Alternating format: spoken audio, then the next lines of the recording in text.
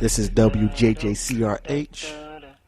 Gonna just play a little music as we get ready for the show to start. It's DJ Don't Stop here.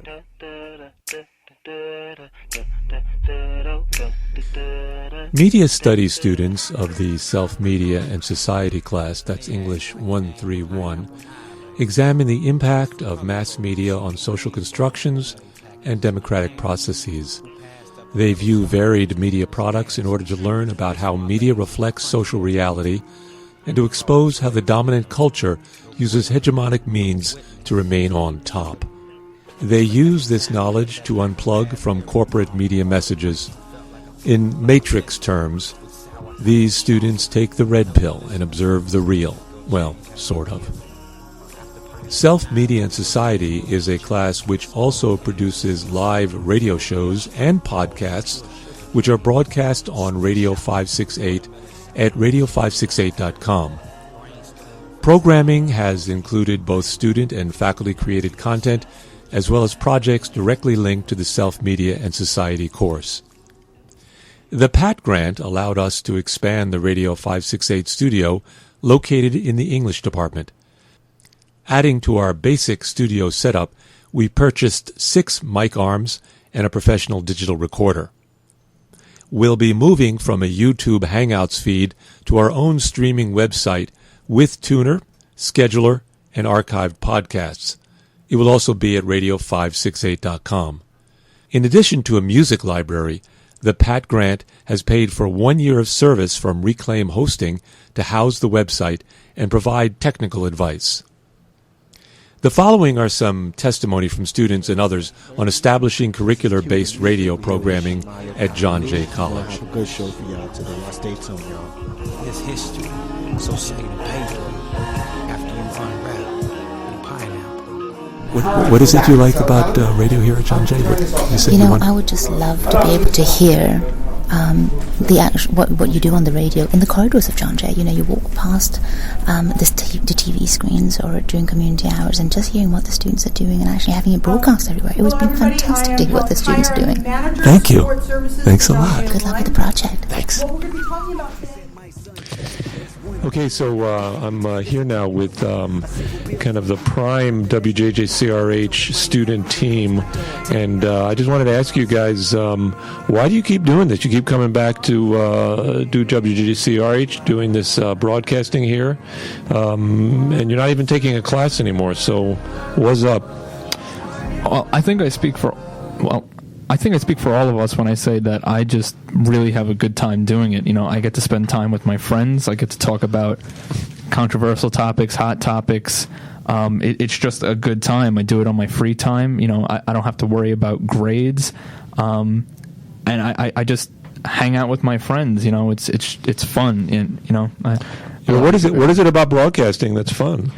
Oh, it's just... I agree with you. It is fun. It feels really good to have your voice out there, especially when you have a voice as sexy as Christian. Yeah, this is Tom. Christian, which is talking Hello. Previously. Yes, Christian. Hi, this is me, and then Maheen is to my left. Hi. So Maheen, why do you keep coming back for more of this? Well, I've always listened to the radio. I think it's timeless, and I watch a lot of television, I read a lot of books, so I'm consumed in media 24/7. And I think radio is a really interesting medium because it's evolved in a way that film and television and even literature haven't.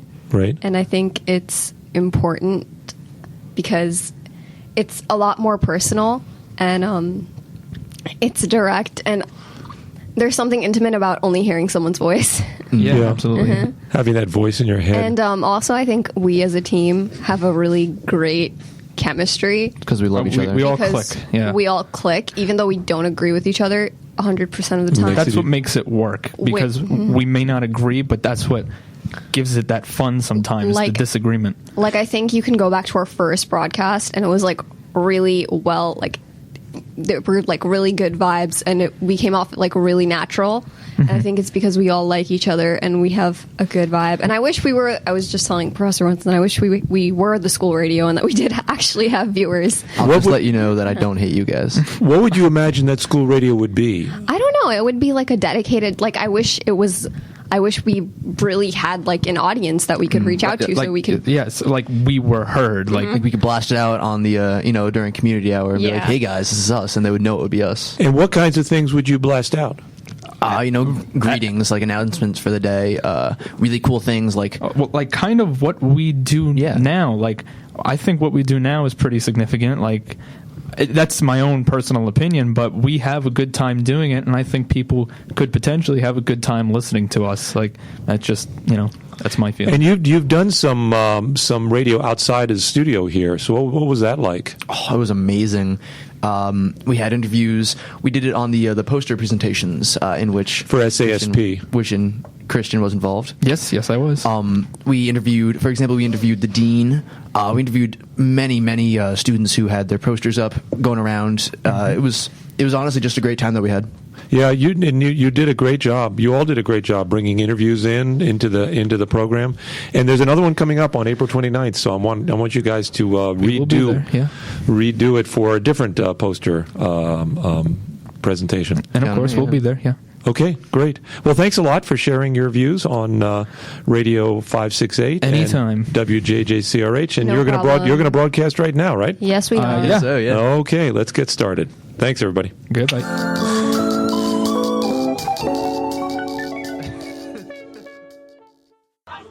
My name is Pete Dodenhoff. I am an alumnus of John Jay, class of, ready for this, 1973.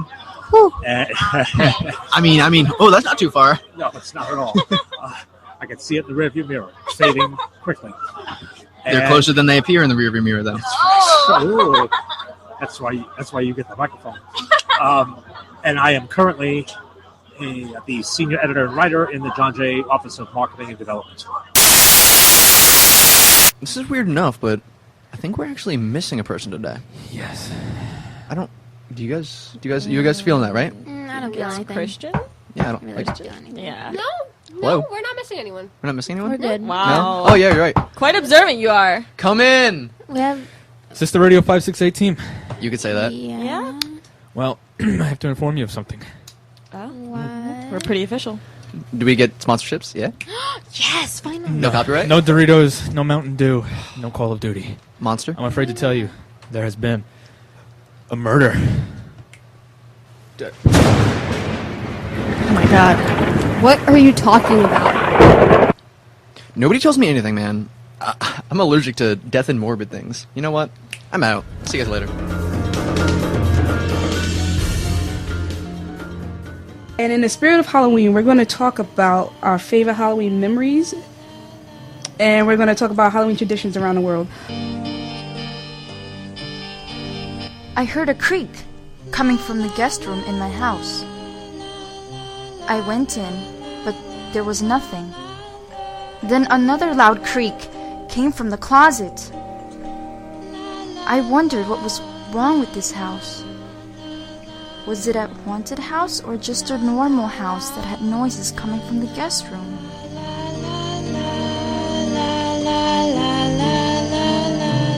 As I was walking, I felt that the red scarf was getting tighter around my neck.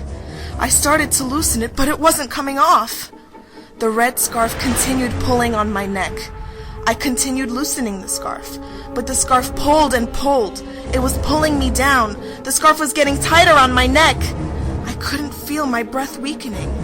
At this point, I wasn't walking any longer. I was standing and struggling with the red scarf. I was falling down. I was struggling to get the scarf off. Then I heard a voice. "Give me my scarf back." Suddenly, a long clawed hand reached out and grabbed for the scarf. It pulled and pulled until the scarf was held in its hand. The hand clutched the scarf, and then all of a sudden... And I mean, we do have diabetes and obesity and all that other stuff that nobody seems to care about these days. Yeah. Many people don't see that as diseases, but they are. Shout out to McDonald's. Either way, follow us on Twitter, hashtag WJJCRH, hashtag NYPD, hashtag Commissioner Bratton and Mayor de Blasio. Today we're going to talk about the relationship between the NYPD and New Yorkers. Today we have a very special show coming up to this week. I was thinking a lot about health and fitness. We have a very special person here in John Jay. A lot of students think about fitness. We all have some trouble getting to the gym. This is why we invited this guest, and this guest is Dr. Alberto Gauthier. He is he's the director of the boxing club. My family is from Sierra Leone, West Africa. Mm-hmm. When was the last time you were there? I was in Sierra Leone in this past April. I've been there once before. I was there 2 years ago. I can say that Sierra Leone has gotten better, but I feel like we've been backtracked by this Ebola, that it's really affecting us in a negative way, and there's multiple conspiracy theories that have surfaced because of it.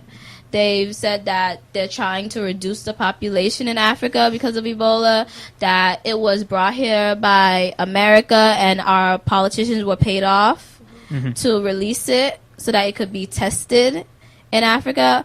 There were theories that Eric Duncan was killed because he is a Liberian citizen.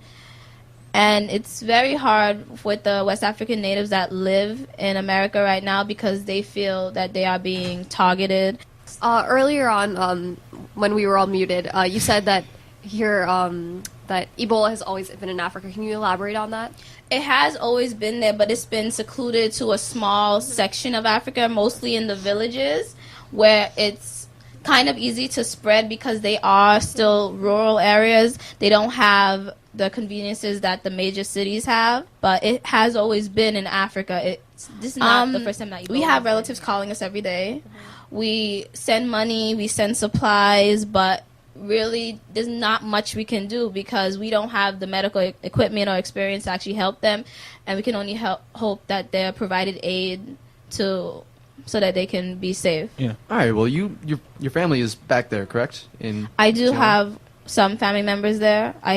Like our immediate family, most of them are here, but we do still have family that's left there. So you don't like guys with foot fetishes? No. Like, don't touch my feet. Don't look at my feet. You know, I've heard several girls say that. They don't even take their socks off. No. Some girls don't take their socks off indoors. Ever? Ever. Like even in the shower? Because that's indoors. I mean... This conversation is going to get really low without any content, you know. There is no content today. This is basically a show. We're kind of winding down a little bit before spring break. We're going to talk about, you know, whatever that comes up to our minds.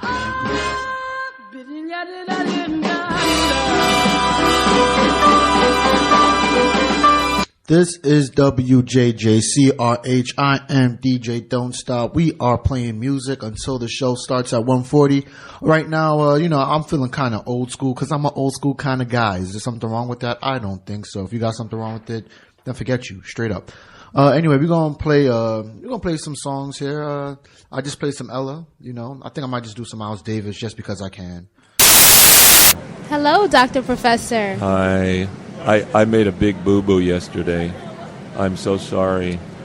Dr. Professor didn't record my show yesterday. No, tell us about your show. You had a really, really great kickoff to your show, which is going to be every Monday at 1:30 over DS 106 until we're going to eventually get over to a YouTube channel, and we're going to be on Radio 568. We're setting that up now, so we're going to be on the YouTube Radio 568. But right now we're in DS 106. And tell us what you did on that show. I got to talk to Distinction. Distinguished. Distinguished. Well, he was distinguished, and he had a distinction about him. He did have a distinction about him. He's a very revolutionary poet and rapper.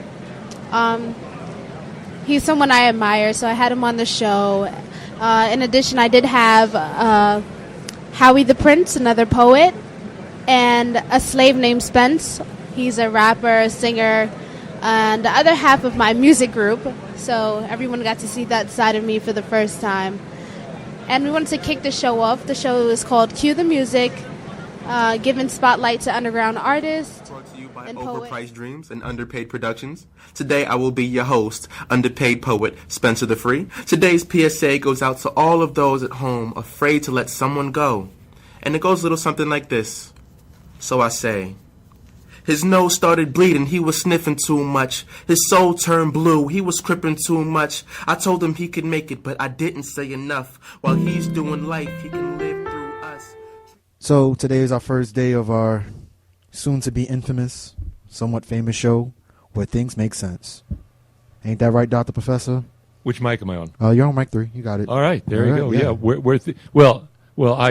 I added something to the description of the show. All right. And you haven't read it yet, but it's basically where things make sense to Matthew. To Matthew, all right.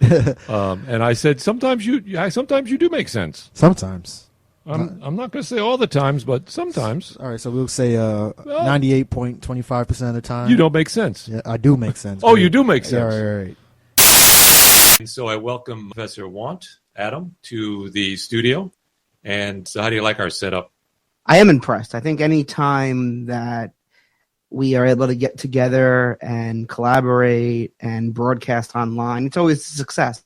Your initials and my initials are exactly the same. They are. They are. You ever notice that? So my S I have ASW, Alan Saul Winson, and you're Scott. Adam Scott. Yes. Adam Scott. And the irony is that I never used my middle name growing up. No. And I used to act when I was younger. Oh. And the credits would always be under Adam Want. And when I got into academia and I started doing a lot of online work, I was sick of every search for Adam Want always coming up to the IMDb database and other types of international movie database. So I started using the name Adam Scott Want solely for SEO reasons and to change the way people would search for me on Google. And it actually worked. Over time, the Adam Scott Want pushed its way up so well that now even if you search Adam Want comes up, and the IMDb and all the movie references have been pushed to the bottom. You have nothing to do with it. Don't feel bad. It's not about me. It's not about you. Right. I interrupted you. You need to finish. It's about mass media. It's about mass media. So anyway, I think we've driven ham and eggs into the ground. Right. They were in the grave. We brought them out. In the now grave. they're back. Yeah. They're back in the grave. But I do think now expanding it beyond ham and eggs a little bit, because both you and I have a long experience with the theater, with art, or at least performance art. You have a PhD in theater. Yeah, I just got my diploma, by the way. You got your diploma. I just got it in the mail yesterday. Got your PhD in the mail yesterday. And they make it out of meat. And I have a PhD also in audiobookology. And you do. But you have a diploma. I have a diploma. I want to see it. I don't think you do. Hold on a minute. Because you would know they make these diplomas out of meat. This is radio. I can show you anything I want. And it's all good. Look at that. There it is. There it is. You got it in your pocket. It's all folded up. Hey, look, there it is. I'm going to read it. Yeah. Wait a minute. I tore it. I'm sorry. You did. Take it back. Thank you. And I'm trying to elevate your program here. What was on the signs? You said there were the eyes of Gardner. Yeah. Could you describe the sign and what the impact was? I believe it was 6 signs spread evenly through about 10 people, and they were just they were zoomed pictures of Eric Garner's eyes in black and white, and that's what led the protest. What kind of meaning did you get from that? What did that mean to you? To me, it kind of reminded me of the March on Washington. The protesters were holding hands, and they were marching in sync at the same time, and they were basically just marching along while being protected by the march marshals, and I don't know, they were just leading crowds through the streets onto really popular sidewalks. And there were people just walking around. How did they react to you all? Were you in the street? People were really supportive. We were in the middle of the street. They were really supportive, and the cops were really respectful. I have nothing negative to say. I didn't experience any negative reactions to the march at all. Did you feel the cops were being really nice because of what the context was? Did you get like a feeling of, or was there no way you could have told? Were they just being professional? I think the cops didn't have a choice because the numbers were so great. So if there would have been any negative reaction by any cop, I mean, it would have ended badly. I had one other question, and then I wanted to open it up to other people who were at the mic. And if you do have a question, tell us who you are, and then ask your question. What do you think is going to be the outcropping of all this, the upshot of it? What's as some radio broadcaster says, what's the takeaway from all this? Is it going to continue? Is this a one-off kind of a thing that we're going to forget about later? Or like the earlier march that you were referring to, is it going to have some kind of real social impact? Well, I mean, this is a media class, so let's speak about media. Right. Let's assume that the media doesn't place much more focus on the events that have been unfolding that excited these protests. If they don't do that, then the hype will go down. If there's more coverage, if there's continued coverage, then I'm pretty sure that some reform is going to happen. Some change will happen. I hear the government is trying to push for cameras on police officers, and there's new technology as to show when a cop fires his weapon in real time.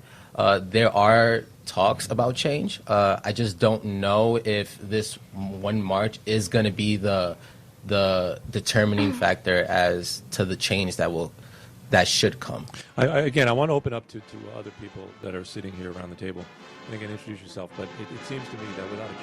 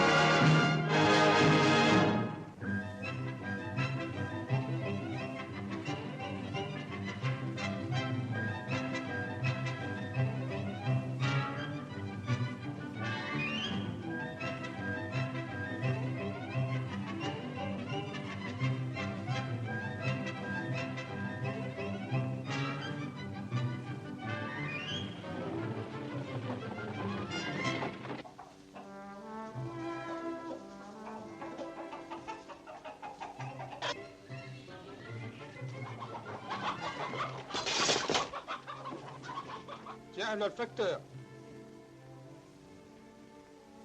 M'attendiez pas, hein?